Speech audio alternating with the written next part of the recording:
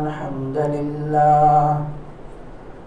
الحمد لله نحمده ونستعينه ونستغفره ونعوذ بالله من شرور أنفسنا ومن سيئات أعمالنا من يهده الله فلا مضل له ومن يضلله فلا هادي له وأشهد أن لا إله إلا الله وأشهد أن محمدا عبده ورسوله يا أيها الذين آمنوا اتقوا الله حق تقاته ولا تموتن إلا وأنتم مسلمون يا أيها الناس اتقوا ربكم الذي خلقكم من نفس واحدة وخلق منها زوجها وبث منهما رجالا كثيرا ونساء واتقوا الله الذي تساءلون به والأرحام إن الله كان عليكم رقيبا يا أيها الذين آمنوا اتقوا الله وقولوا قولا سديدا يصلح لكم أعمالكم ويغفر لكم ذنوبكم ومن يطع الله ورسوله فقد فاز فوزا عظيما أما بعد فإن خير الحديث كتاب الله وخير الهدي هدي محمد صلى الله عليه وسلم وشر الأمور محدثاتها وكل محدثة بدعة وكل بدعة ضلالة وكل ضلالة في النار فقد قال الله تبارك وتعالى في كلامه المجيد والفرقان الحميد أعوذ بالله من الشيطان الرجيم بسم الله الرحمن الرحيم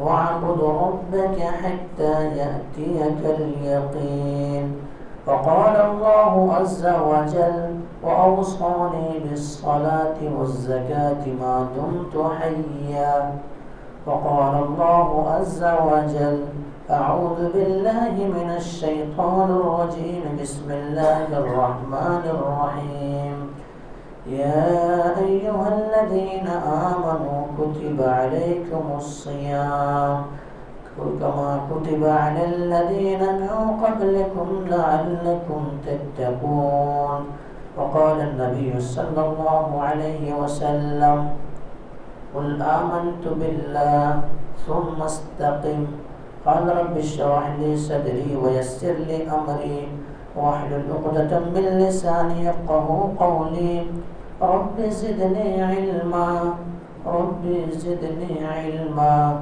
اللهم رب زدني علما سبحانك لا علم لنا إلا ما علمتنا إنك أنت العليم الحكيم لا يكلف الله نفسا إلا وسعها لها ما كسبت وعليها ما اكتسبت ربنا لا تؤاخذنا إن نسينا أو أخطأنا ربنا ولا تحمل علينا إصرا كما حملته على الذين من قبلنا ربنا ولا تحملنا ما لا طاقة لنا به واعف عنا واغفر لنا وارحمنا أنت مولانا فانصرنا على القوم الكافرين. محترم حاضرین جمعہ، دینی اور ملی بھائیوں، عزیز بچوں، پردہ نشین خواتین اسلام، میری معزز اسلامی ماں و بہنیں، تمام تعریف حمد و ثنا کبریائی و بڑائی اس وحدہ لا شریک خالق کائنات مالک ارض و السما کے لیے ہے۔ درود و سلام کا پھول نچھاور ہو میرے باپ کا آقا جناب محمد کریم صلی اللہ علیہ وسلم پر، اللہم صلی علی محمد وعلی آل محمد کما صلیت علی ابراہیم وعلی آل ابراہیم انک حمید مجید، اللہم بارک علی محمد وعلی آل محمد کما بارکت علی ابراہیم وعلی آل ابراہیم انک حمید مجید۔ محترم حاضرین کرام، میں نے آپ حضرات کے سامنے خطوہ مسنہ کے بعد قرآن مقدس سے 3 آیت تلاوت کی اور اسی طرح سے ایک حدیث پڑھی گئی ہے۔ اس مناسبت سے آج میں آپ حضرات کے سامنے بیان کروں گا رمضان المبارک کے بعد ہماری غفلتیں۔ اکثر لوگ رمضان المبارک کے مہینے گزر جانے کے بعد غفلت کے شکار ہو جاتے ہیں، خوش فہمی کے اندر مبتلا ہو جاتے ہیں، اور کیا کیا ہوتی ہے میں آپ حضرات کے سامنے بیان کروں گا۔ پہلی آیت جو آپ حضرات کے سامنے پڑھی گئی ہے وہ سورہ الحجر سے ہے اور آیت لاسٹ کے ہے، 99 آیت ہے۔ دوسری آیت جو آپ حضرات کے سامنے پڑھی گئی ہے وہ سورہ مریم سے ہے اور آیت 30 پر 1 ہے۔ اسی طرح سے آپ حضرات کے سامنے سورہ بقرہ کی ایک مشہور و معروف آیت پڑھی گئی ہے۔ اسی طرح سے آپ حضرات کے سامنے چوتھی جگہ سے ایک حدیث پڑھی گئی ہے جو کہ صحیح مسلم وغیرہ کے اندر موجود ہے۔ اس مناسبت سے موضوع خطابت یہی ہوگا کہ موضوع کو بغور سنیں گے، انشاءاللہ فائدہ ہوگا۔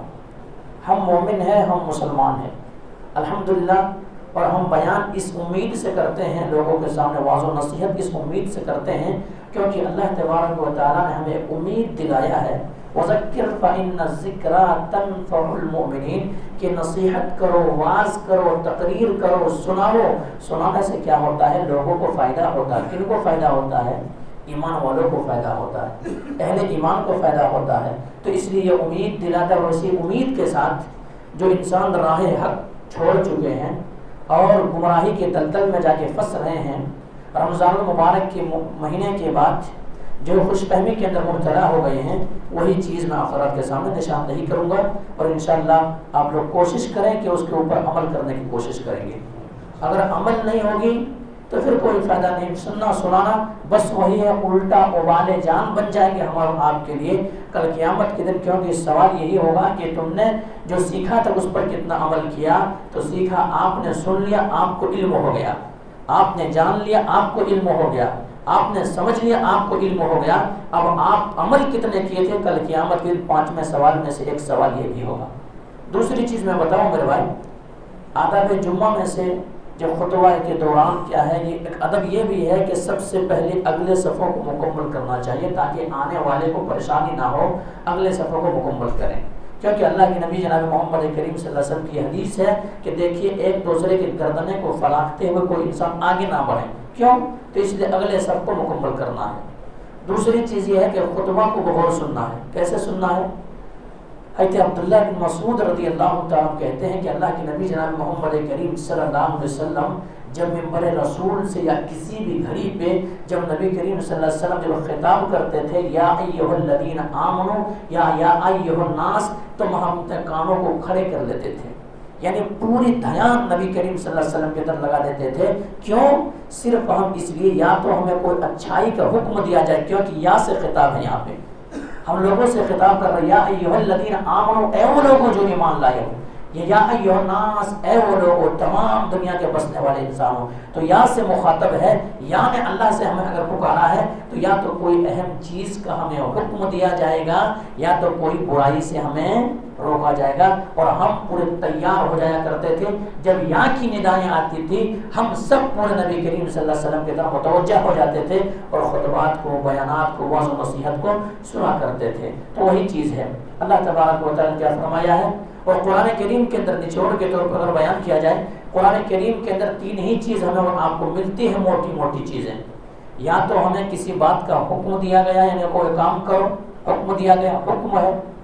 دوسری چیز، یا تو کسی چیز سے ہمیں روکا گیا کہ وہ مت کرو، تیسری چیز جو ہے قرآن کے اندر انبیاء کرام کے گزرے ہوئے زمانے کے انبیاء کرام کے کیا قصے بیان کی گئی ہے. یہ قرآن کریم کے اندر 3 ہی چیز موٹی موٹی چیزیں ہمیں ملتی ہے. تو یہاں سے جب خطاب ہو تو صحابہ کرام اپنے کیا ہے کانوں کو کھڑے کر لیتے تھے اور سمجھتے تھے کہ آج ہمیں اس پر عمل کرنا ہے. کس بات سے روک دیا جائے گا ہمیں پتہ نہیں, یا کس بات کا ہمیں حکم دیا جائے گا ہمیں پتہ نہیں, اس لیے ہمیں وہ چیز سننا ہے.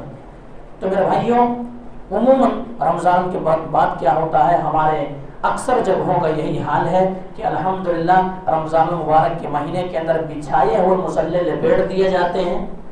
رمضان المبارک کے مہینے میں پڑھے ہوئے قرآن کو بند کر دیا جاتا ہے. رمضان المبارک میں لگائے ہوئے ٹوپی صندوق میں رکھ دیا جاتا ہے. رمضان المبارک کے مہینے میں پہنے ہوئے کپڑے صندوق میں رکھ دیے جاتے ہیں. رمضان المبارک کے کیے ہوئے نیکیوں ایک جگہ طاق میں رکھ دیا جاتا ہے. یہی عموماً ہوتا ہے. لیکن رمضان کا مہینہ جو ہی شروع ہوتا ہے انتظامیہ پریشان ہو جاتے ہیں, لوگ پریشان ہو جاتے ہیں, مسجدیں آباد ہونے لگتی ہے. انتظامیہ کو سوچنا پڑتا ہے کہ ہماری مسجد کا دائرہ اونچا کرنا پڑے گا, مسجد کو کیا ہے وسیع کرنا پڑے گا. مصلیوں کی تعداد بڑھ رہی ہے, لوگوں کی تعداد بڑھ رہی ہے. تمام ساری چیزیں وہ کب ہوتا ہے, رمضان کے چاند نظر آتے ہی پھر وہی بند صندوق میں ٹوپی کو اٹھا لیا جاتا ہے, بند صندوق میں وہی پاجامے کو لے لیا جاتا ہے, بند صندوق میں نکالے ہوئے سینٹے کو لگا لیا جاتا ہے اور پھر مسجدیں آباد ہونے لگتی ہے. اور جو ہی شوال کا چاند نظر آتا ہے نماز عشاء ہی سے مصلی غائب ہونے لگتا ہے. کیوں؟ ہم اور آپ اپنے عمل سے یہ پیغام دے رہے ہیں کہ نہیں, ایک چاند جو اللہ رب العالمین نے ہمارے لیے دکھایا تھا, جو طلوع ہوا تھا, یہ عمل کا چاند تھا. دوسری چاند جو ہمیں نظر آیا ہے, اب ہمیں حکم ہو گیا کہ مسجدوں کو چھوڑ دو. یہ پیغام اپنے عمل سے, دل سے بھرے یا نہ دیں لیکن اپنے عمل سے ہم اور آپ یہ پیغام دے رہے ہیں. میرے بھائیوں, ہم اور آپ خوش فہمی میں ہیں, ہم اور آپ ہم وہ چیز بھول جاتے ہیں. لیکن میں بتاؤں آپ کو, نوجوانوں بتاؤں آپ کو, مسلمانوں بتاؤں آپ کو, کلمہ گو مسلمانوں آپ کو بتاؤں آپ کو کہ ایسا ہمیں اور آپ کو نہیں ہونا چاہیے. ہمیں اور آپ کو اپنا سبق نہیں بھولنا چاہیے, ہمیں اور آپ کو اپنی عبادتیں نہیں بھولنا چاہیے, ہمیں اور آپ کو اپنے اللہ کے سامنے رونا نہیں بھولنا چاہیے. ہمیں اور آپ کو وہ دن میں سہ کر کے کتنے 14 گھنٹہ بھوک کی شدت کو برداشت کر کے, دیگر چیزوں کو برداشت کر کے, اور اس کے بعد قیام اللیل کے اندر گرمی کی شدت برداشت کرتے ہوئے, دیگر چیزیں برداشت کرتے ہوئے گھنٹوں کھڑا ہونا ہمیں نہیں بھولنا چاہیے. بھلا ارے انسان, تو اپنے عمل سے یہ بتا رہا ہے کہ رمضان المبارک کا مہینہ جو چاند دیکھا گیا تھا یہ اسی لیے عبادتوں کے لیے تھا, دوسرا چاند مسجدوں کو خالی کرنے کے لیے دیکھا گیا. ورنہ وہی انسان ہے جو نماز فجر سے پہلے اٹھتا تھا, نماز فجر سے پہلے اٹھتا تھا, بلکہ بعض لوگ 2 بجے 3 بجے اٹھتا تھا, سحری کا انتظام کرتا تھا, سحری کھاتا تھا اور نیند کا غلبہ ہوتا تھا. ان کے باوجود مساجد کو آیا کرتا تھا. وہی انسان ہے دن میں روزے رکھ کے تھک جایا کرتا تھا, حلال چیزوں کو چھوڑ دیا کرتا تھا, اور تمام بھوک و پیاس کی شدت کو برداشت کرنے کے باوجود بھی دل سکون چاہتا تھا. لیکن وہ انسان چاہتا تھا کہ نہیں, اگر میں نے سکون حاصل کر لیا تو نماز تراویح نہ پڑھ سکوں گا. اور وہی انسان گھنٹوں آ کر کے قیام اللیل کے اندر, نماز تراویح کے اندر کھڑے ہوتے تھے. لیکن آج وہی انسان ہے, وہی چیز ہے, وہی خون گردش کر رہی ہے, تمام ساری چیزیں وہی ہے. لیکن آج وہی انسان سے کہا جائے تم نے جو 1 گھنٹے اس قیام اللیل کے اندر کھڑے ہوئے تھے, ارے میرے اے غفلت میں ڈوبے ہوئے انسان, اے خوش فہمی میں مبتلا ہوا انسان, تو ذرا رب کے سامنے 10 منٹ تو کھڑ کے دکھاؤ. تمہاری زندگی 24 گھنٹے کے لیے ہے, تم ذرا نکالو اپنے رب کی بندگی کے لیے, رب کی عبادت کے لیے. ایک نماز میں کتنا وقت لگتا ہے, ایک نماز میں کتنا وقت لگتا ہے؟ زیادہ سے زیادہ 10 منٹ لگتا ہے, اس سے زیادہ اگر کہا جائے تو 15 منٹ لگتا ہے. اب آپ کے ذہن و دماغ کے اندر یہ سوال پیدا ہوتا ہوگا, مولوی صاحب ہم کاروبار میں بزی رہتے یا دیگر چیزوں میں بزی رہتے, تو میں ایک سوال کرنا چاہتا کہ نماز فجر میں کتنے لوگ بزی رہتے؟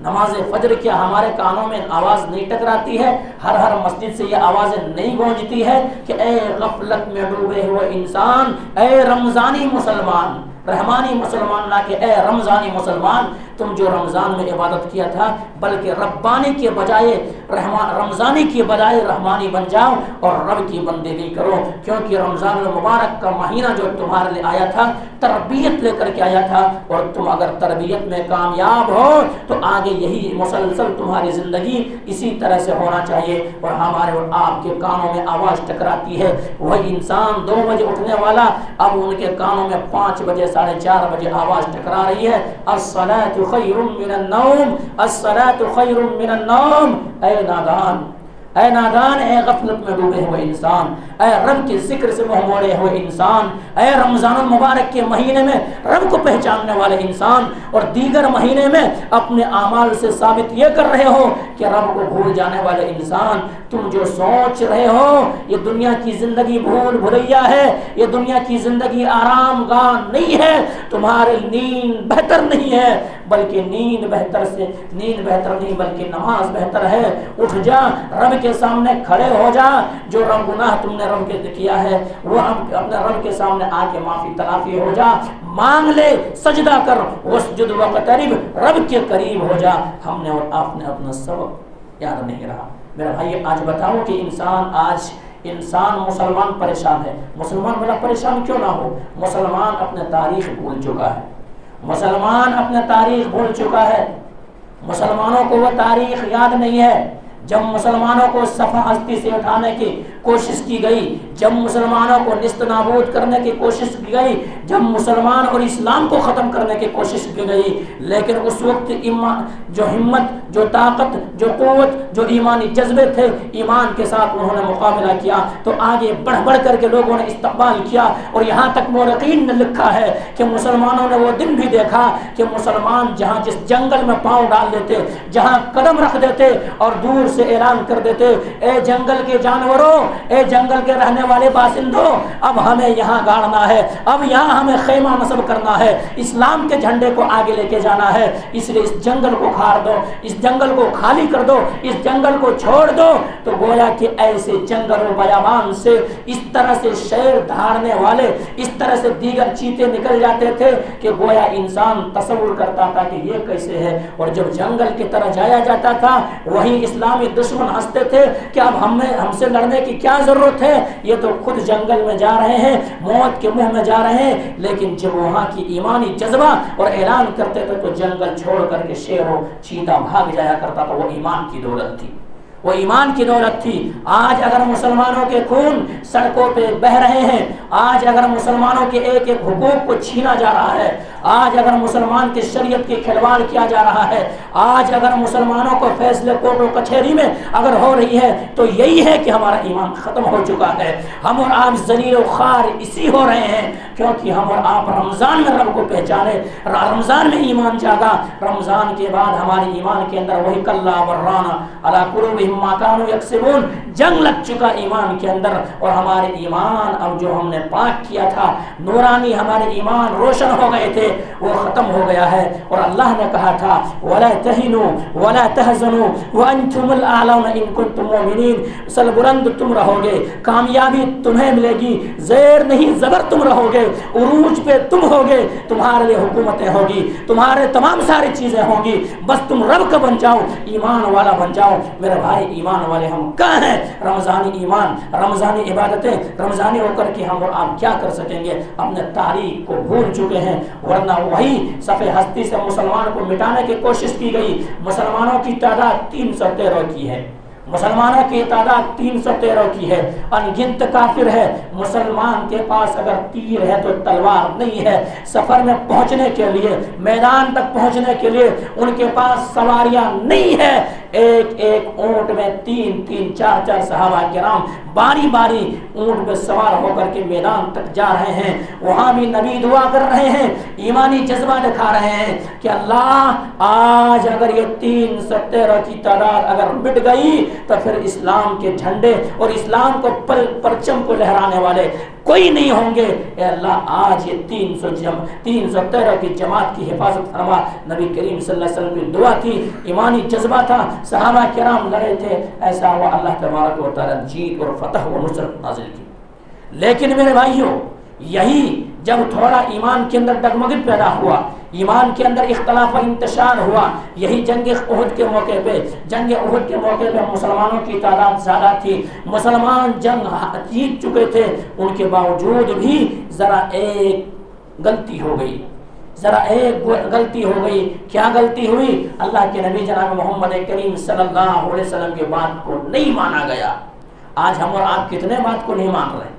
آج ہم اور آپ نبی کے کتنے باتوں کو ٹھوکر پہ رکھ رہے ہیں؟ ہم اور آپ اپنے عمل سے کتنے نبی کی بات کو نہیں مان رہے ہیں؟ کتنے حدیث ہمارے سامنے بیان کی جاتی ہے، کتنے قرآنی آیات ہمارے سامنے پڑھ کے سنائے جاتے ہیں، اپنے اعمال سے دل سے کہے یا نہ کہے، اعمال ہمارے آپ کی بتاتی ہے کہ نہیں، ایسا ہے کہ ہم عمل وہ نہیں کریں گے، عمل نہیں کریں گے۔ صرف ایک حکم کی خلاف ورزی ہوئی تھی۔ اللہ کے نبی نے کہا تھا، میرے صحابہ، میرے ساتھی، میں تمہیں یہاں پہ کھڑا کر رہا ہوں، 50 تیر اندازوں کو کھڑے کر دیے تھے۔ اللہ کے نبی نے آرڈر جاری کیا تھا، حکم جاری کیا تھا کہ تمہیں اس دامن کو نہیں چھوڑنا ہے، اس گھاٹی کو نہیں چھوڑنا ہے، اس پہاڑی کو نہیں چھوڑنا ہے۔ اگر تم یہاں چھوڑو گے مسائل پیدا ہو سکتے ہیں۔ اور اللہ کے نبی نے یہ بھی کہا تھا کہ اگر تمہارے سکہ بوٹی ہو جائے تب بھی یا تو ہمارے سکہ بوٹی ہو جائے، ہمارے گوشت پوشت کو کیا ہے پرندے نوچ کر کے لے جانے لگے، لیکن جب تک نبی کا حکم نہ آ جائے تب تک اس گھاٹی کو نہیں چھوڑنا۔ لیکن مسلمانوں نے فتح اور مسلمان وہ جب جیتے، اس کے بعد اختلاف ہوا، اس کے بعد اختلاف ہوا۔ ایک تو اختلاف بعض کہنے لگے کہ نہیں، اللہ کے نبی صرف جنگ کی حالت میں یہ کہے ہوں گے، اب جنگ تو ختم ہو گئی، اب کیا ضرورت ہے ہمیں اور آپ کو یہاں کھڑے جانے کی؟ وہ تو بھاگ چکے ہیں، اب ہمیں ضرورت ہی کیا ہے، حاجت ہی کیا ہے کہ ہم اب یہاں پہ جمع رہیں؟ چلو ہم بھی جاتے ہیں اور جنگ کے اندر وہاں جہاں پہ صحابہ کرام اور دیگر لڑنے والے مجاہدین موجود ہیں وہیں پہ چلے جاتے ہیں۔ اب تو راستہ صاف نظر آ رہا۔ دوسرے نے کہا کہ نہیں، ایسے مسئلہ نہیں، اللہ کے نبی نے کہا تھا کہ یہاں نہیں چھوڑنا ہے، تو اللہ کے نبی کے حکم کی نافرمانی نہیں ہونی چاہیے، ہم یہیں پہ ڈٹے رہیں گے جب کہ نبی کا حکم نہ آ جائے۔ یہ تو میں ہوئی، اور وہاں سے 40 پر 2 تیر انداز اتر گئے، 8 ڈٹے رہے۔ ایک تو کیا ہے، حکم کی عدولی ہوئی، نافرمانی ہوئی، وہاں سے اتر گئے۔ دوسرے اختلاف ہوا۔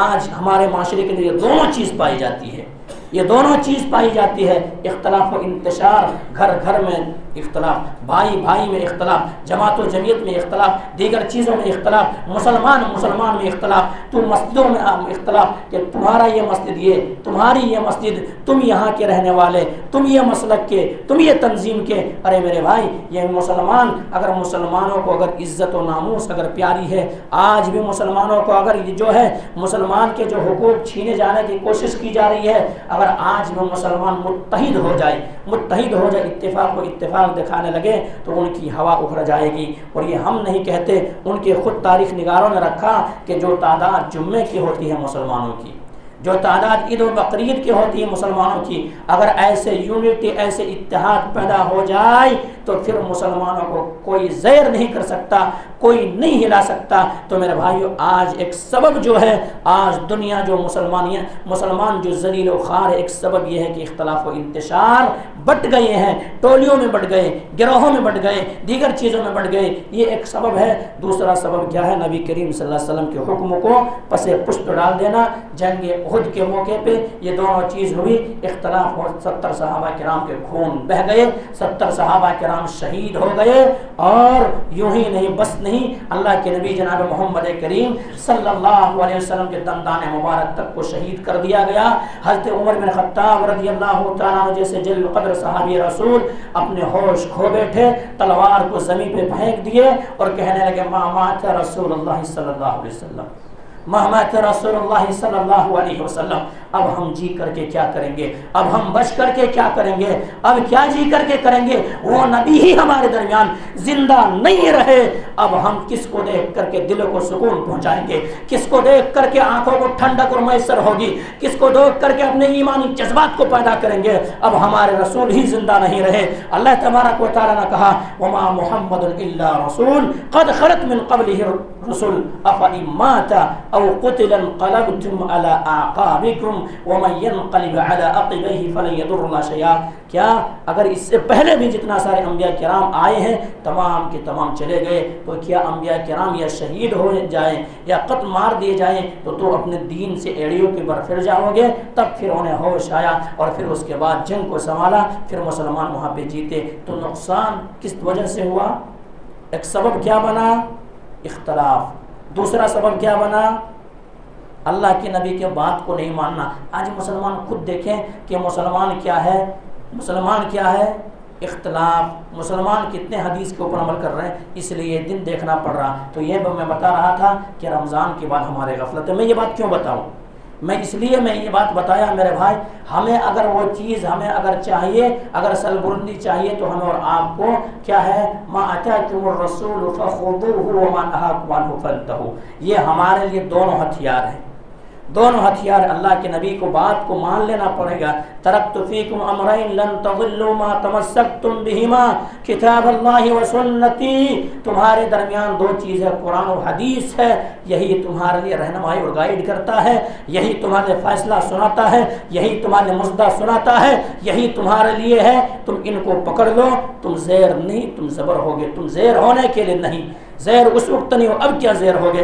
ابھی تو تمہاری تعداد ایسی ہے لیکن ایمان کا جذبہ نہیں ہے. تو اللہ کے نبی نے یہ بھی پیشن گوئی کر دی تھی کہ مسلمان تعداد میں تو زیادہ ہو جائیں گے لیکن ہوگا کہ یہی ہے کہ جھاگ کی مانند ہو جائیں گے. آج مسلمان جھاگ کی مانند ہے، آج مسلمان جھاگ کی مانند ہے. مسلمان کے ایک حقوق چھینے جا رہے ہیں. خاموشی ہے، ایمانی جذبہ نہیں ہے، اتحاد نہیں ہے. اس لیے میرے بھائیوں، اگر اس چیز سے ہمیں اور آپ کو نمٹنا ہے تو اتحاد پر عمل کرنا پڑے گا. اس چیز سے ہمیں نمٹنا ہے تو نبی کے بتائے ہوئے طریقے پر چلنا ہوگا. نبی نے جو ہمیں طریقے بتائے ہیں اسی پہ چلنا ہوگا.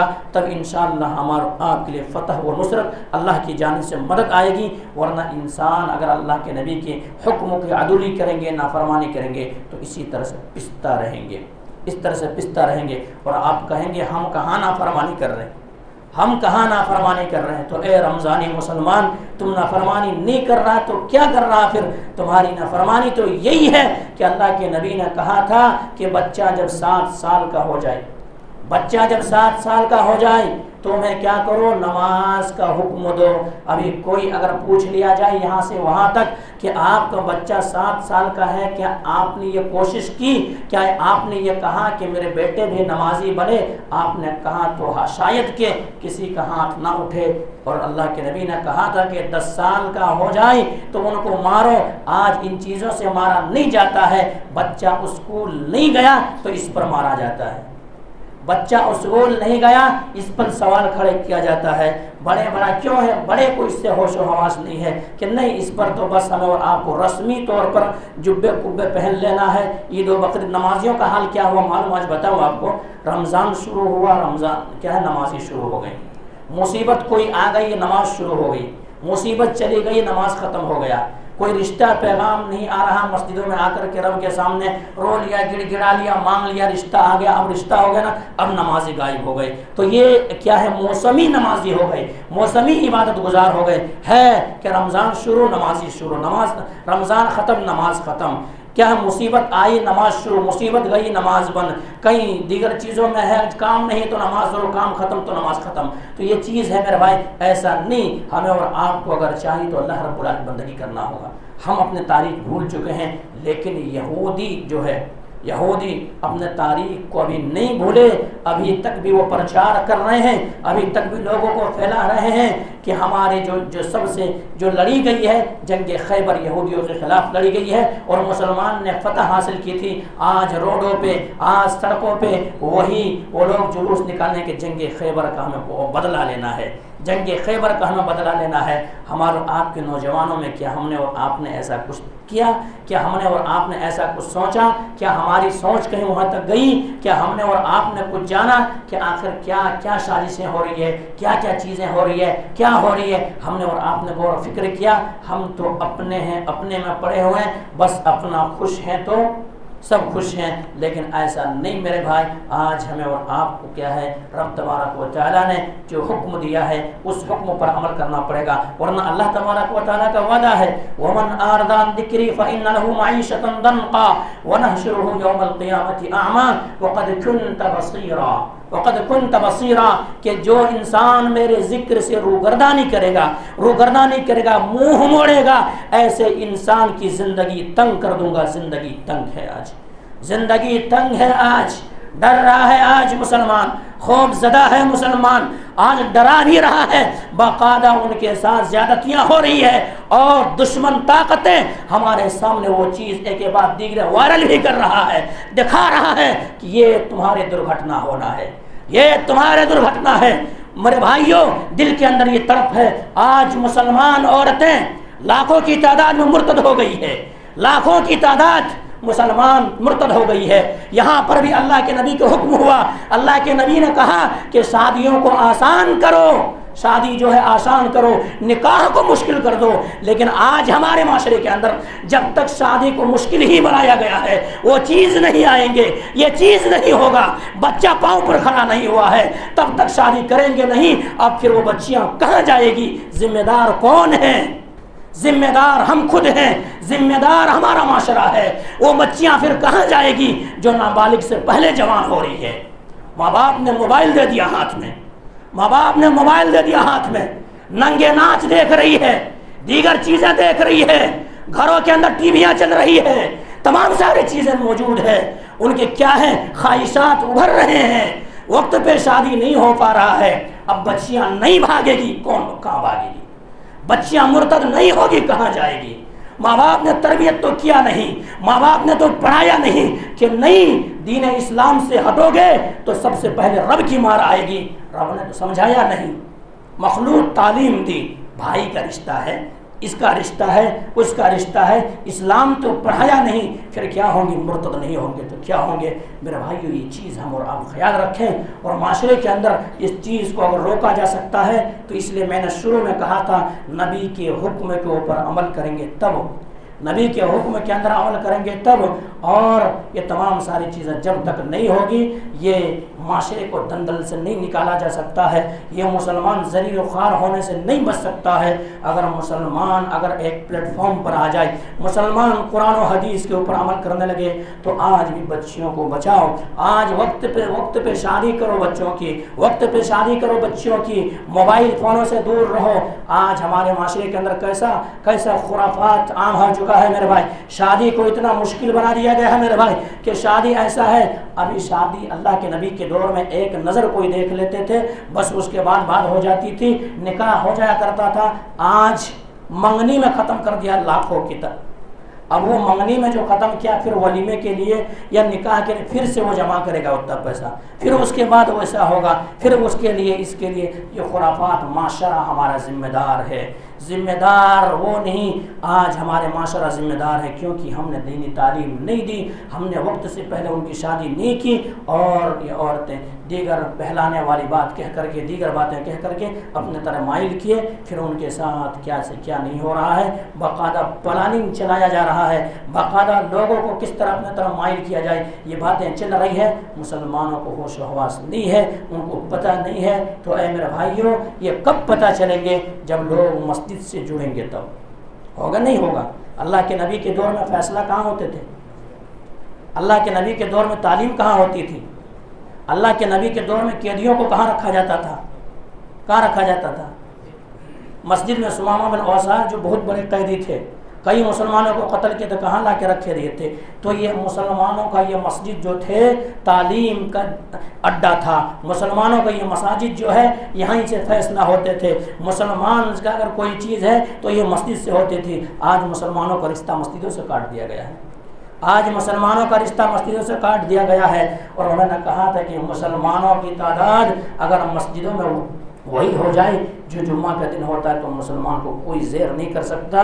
میرے بھائی یہ چیز ہے. تو ہم اور آپ آج بھی ذلیل و خوار اگر ہیں تو مسجدوں سے جڑیں. مسجدوں سے جب جڑیں گے وہاں تمام ساری کیا پلاننگ سے ہو رہی ہے, کیا باتیں ہو رہی ہے, کیا مسلمان کے خلاف کیا کیا سازشیں ہو رہی ہے, کس طرح سے کیا کیا جا رہا ہے, ایک یہ بات دیگرے ملیں گے تو بات بڑھے گا اور بات آگے جائے گی. تو یہ چیز ہے ابھی بھی اگر نہیں فتنے کو نہیں روکا جا سکا پھر اسی طرح سے ہوتا ہی جائے گا میرے بھائی. تو آج امت محمدیہ جو ہے مصیبت زدہ ہے, امت محمدیہ جو ہے پریشان حال ہے, امت محمدیہ جو ہے یہ تمام ساری چیزوں کے دلدل کے پھنسے ہوئے ہیں. اور دوسری چیز کیا کریں, اختلاف کو مٹائیں, انتشار کو مٹائیں, نبی کے حکم کے اوپر عمل کریں, دعا کریں, دعا کریں. دعا اب دعا کہاں, رمضان میں دعا ہو گئی ملزم, رمضان میں لمبی لمبی دعائیں ہو گئی, سب کچھ ہو گئی. اب کہاں, اب مسجد سے فرصت ملے تب تو دعا, کیونکہ گھر میں تو دعا کر نہیں سکتے, ابھی یہ منع ہوا ہے لوگوں کا, گھر میں تو دعا کر نہیں سکتے, دعا کرنا تو مسجد جانی پڑتی. اب میں 11 مہینہ مسجد جاتا نہیں, دعا کیا کرنا, میں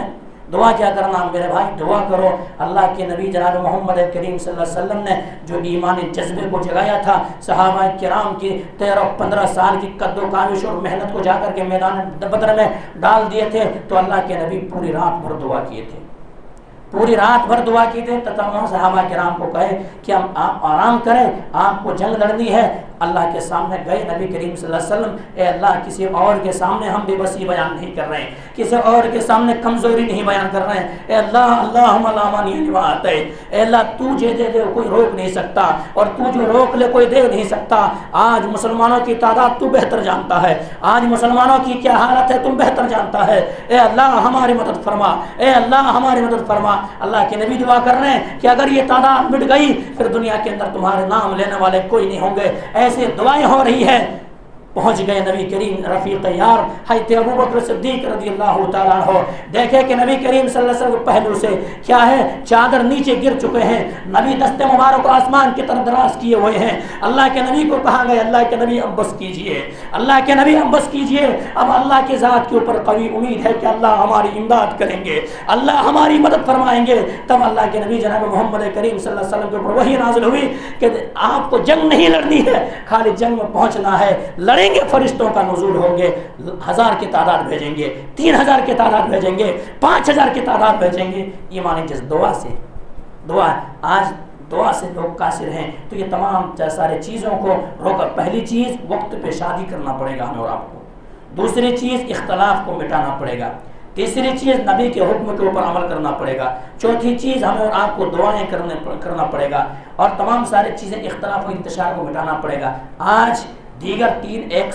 کیا ہے, 1 کروڑ دیوی دیوتا کو پوجنے والے ہو گئے سب, اور ہم ایک نبی کے ماننے والے, ایک کلمہ پڑھنے والے, ایک قرآن پڑھنے والے, ایک دعوت مسلمانیت کا دعویٰ کرنے والے ہم بٹے ہوئے ہیں.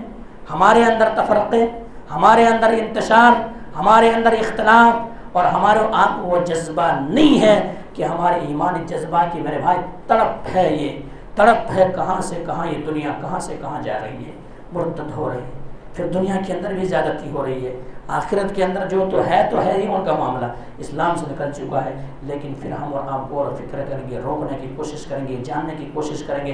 اور میرے بھائیو دوسرا پیغام یہ ہے کہ رمضان المبارک کے مہینے کے اندر جیسے آپ لوگوں نے عبادتیں کی ہیں, دیگر مہینے کے اندر بھی اذانیں ہوتی ہے. ایسا نہیں ہے کہ رمضان المبارک کے مہینے میں اذان ہوئی, 11 مہینہ کیا ہے اذان بند ہو گئی.